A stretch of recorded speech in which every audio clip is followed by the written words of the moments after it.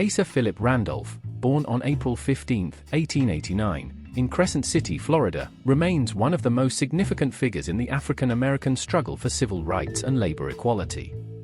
His work as a union organizer, civil rights leader, and advocate for social justice has left a profound and lasting legacy. Randolph's strategies for collective action, economic empowerment, and peaceful protest reshaped the fight for justice in America, offering a blueprint for change that continues to inspire. Randolph was profoundly influenced by his upbringing in a family that emphasized education and the defense of personal dignity in the face of racial injustice. His father, James Randolph, instilled in him the importance of character over race, while his mother emphasized the value of education and self-defense. These lessons would guide his activism in the years to come. After excelling at Cookman Institute in Florida, Randolph moved to New York City in 1911, where he became involved in socialism and workers' rights. It was here that he developed his belief in collective action as the key to overcoming both economic and racial oppression. Despite several unsuccessful attempts at political office, including campaigns on the socialist ticket, Randolph refocused his energy on organizing African American workers, especially in the labor movement. In 1925, Randolph achieved a major milestone by organizing the Brotherhood of Sleeping Car Porters, BSCP, the first African American-led labor union. This union was formed to address the poor working conditions, low pay, and racial discrimination faced by porters employed by the Pullman Company. Randolph's approach to empowerment was rooted in unity and collective action. Despite fierce resistance from the Pullman Company, who used violence and firings to thwart the union, Randolph's unwavering commitment to the cause led to the BSCP's success. By 1937, the union had negotiated a historic contract, improving workers' pay, hours, and conditions. His use of legal strategies, direct negotiations, and alliances with other labor rights activists proved highly effective. Randolph's work in labor unions provided him with a powerful platform to advocate for broader civil rights reforms.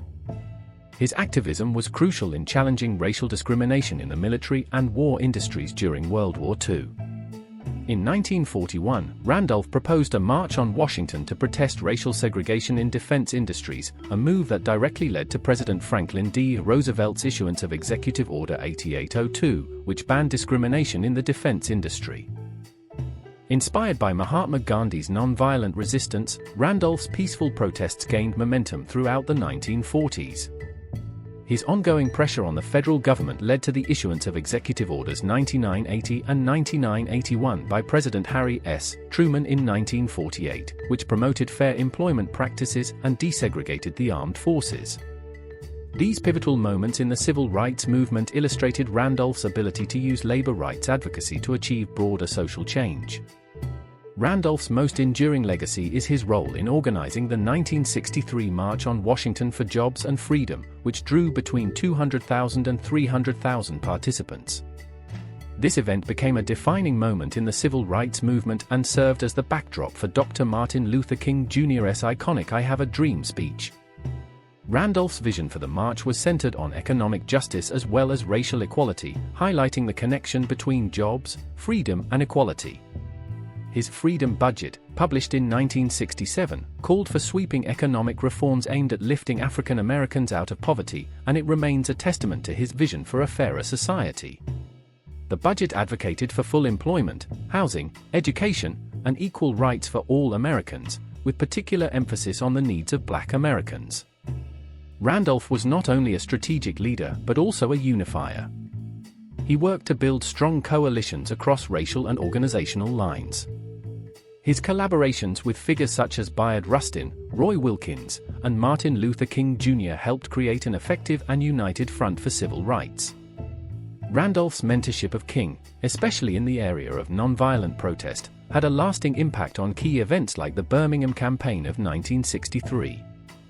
In 1950, Randolph helped found the Leadership Conference on Civil Rights, a coalition that played a crucial role in advocating for landmark legislation like the Civil Rights Act of 1964 and the Voting Rights Act of 1965. These successes further solidified Randolph's legacy as a key figure in both the labor and civil rights movements. A central theme in Randolph's activism was his belief in the power of collective action. Whether through labor unions, marches, or legislative campaigns, Randolph consistently emphasized that social change could only be achieved when marginalized communities came together to demand justice.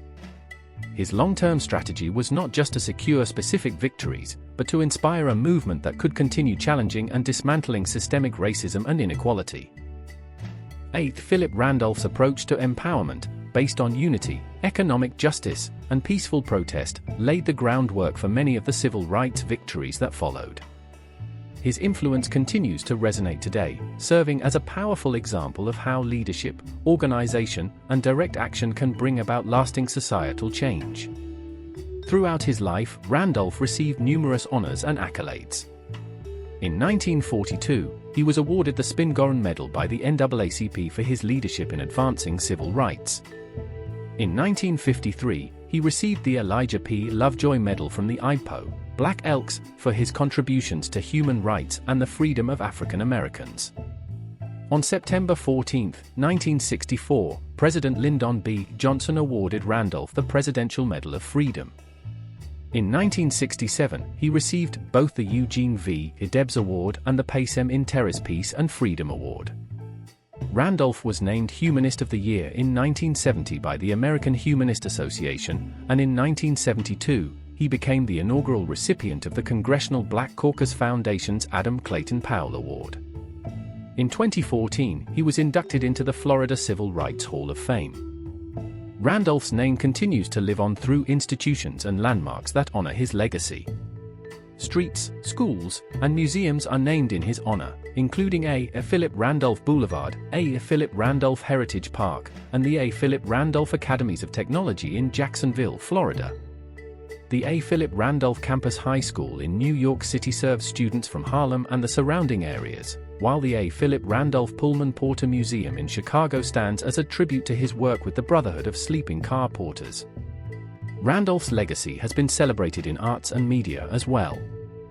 In 1994, PBS aired the documentary A. Philip Randolph, For Jobs and Freedom, and in 2002, scholar Molefi Kita-Sonti included him in his list of 100 greatest African Americans. The story of the Brotherhood of Sleeping Car Porters was dramatized in the 2002 film 10,000 Black Men Named George, starring Andre Braugher as Randolph. Statues of Randolph have been erected in Washington, D.C., and Boston, and in 2023, the biopic Rustin, produced by Barack and Michelle Obama, featured Glynn Turman as Randolph, further cementing his place in history. James Farmer, co-founder of the Congress of Racial Equality, CORE, cited Randolph as a key influence in his own work.